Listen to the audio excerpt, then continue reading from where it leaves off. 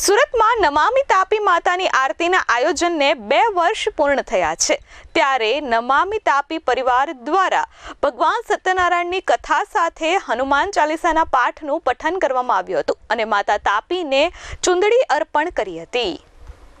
સુરતના નાનપુરા નાવડી ઓવારા ખાતે નમામિ તાપી માતાની આરતીના આયોજનને 2 વર્ષ પૂર્ણ થતા વિશેષ ઉજવણી કરવામાં આવી છે। ત્રીજા વર્ષના મંગળ પ્રવેશ દરમિયાન ભગવાન સત્યનારાયણની કથા તથા હનુમાન ચાલીસાના પાઠનું પઠન કરવામાં આવ્યું હતું। આ સાથે જ તાપી માતાની આરતી ઉતારી તેમને ચુંદડી અર્પણ કરવામાં આવી હતી। નમામિ તાપી પરિવાર દ્વારા આ વિશેષ આયોજન કરવામાં આવ્યું હતું। આ અંગે વિપુલભાઈએ જણાવ્યું હતું કે જેવી રીતે ગંગા ઘાટ પર માં ગંગાની આરતી જોવા અને તેનો લાહો લેવા માટે લોકો ઉમટી પડે છે, તેવી જ રીતે સુરતમાં માં તાપીની આરતી છેલ્લા 2 વર્ષથી કરવામાં આવી રહી છે। આપના ઘર આંગણે જેમના સ્મરણ માત્રથી પાપ ધોવાય છે તેવી માં તાપીની આરતીઓમાં સુરતીઓ ઉપસ્થિત રહે તેવી અમે અપીલ કરીએ છીએ અને માં તાપીના કિનારે ગંદકી ન થાય અને તાપી નદીમાં કચરો ન ફેંકીએ તેવો સંકલ્પ લઈએ।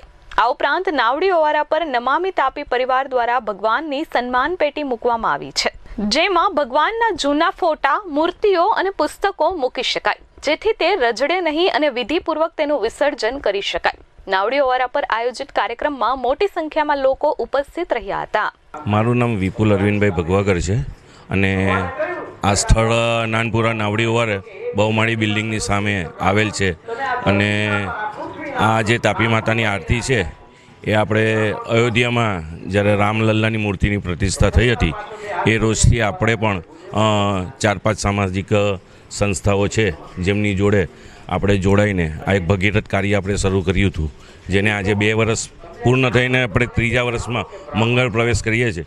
તેના માટે આપણે આજે શ્રી સત્યનારાયણ ભગવાનની કથાનું આયોજન કર્યું છે અને એના પછી મા તાપીની આરતી અને ચુંદડીનું વિસર્જન કરશું અને પછી હનુમાન ચાલીસાનો પ્રોગ્રામ રાખવામાં આવ્યો છે।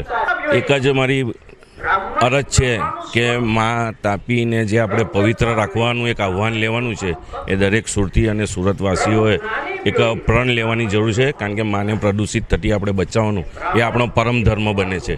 તો મારો દરેક સુરતીઓને એક જ પ્રાર્થના છે કે મા તાપીમાં કોઈ પણ જાતનો કચરો કે તમારી ખંડિત મૂર્તિઓ કે ઘરનું કોઈ પણ ધાર્મિક વસ્તુ મામાં વિસર્જન નહીં કરી અને આપણે અહીંયા એક નવું એક એ પણ ચાલુ કર્યું છે કે જ્યાં આપણે કેબિન મૂકી છે એમાં ભગવાનની સન્માન પેટી બનાવી છે અને તેમાં તમારા ઘરના જૂના ફોટા તેમજ ખંડિત મૂર્તિઓ અંદર તમને રાખવા માટે હું સૌ સુરત શહેરના નાગરિકોને વિનંતી કરીશ કે આપ કોઈ પણ આપણી ખંડિત વસ્તુઓ એ સન્માન પેટીમાં ભગવાનને માન સન્માનપૂર્વક અહીંયા મૂકી જાઓ। અમે એની સવાર સાંજ પૂજા અર્ચના કરીએ છીએ। તો સમગ્ર સુરતવાસીઓને મારી નમ્ર અપીલ છે કે ભગવાનને રોડ પર મૂકતા નહીં અને આ મારી સન્માન પેટીમાં મૂકજો।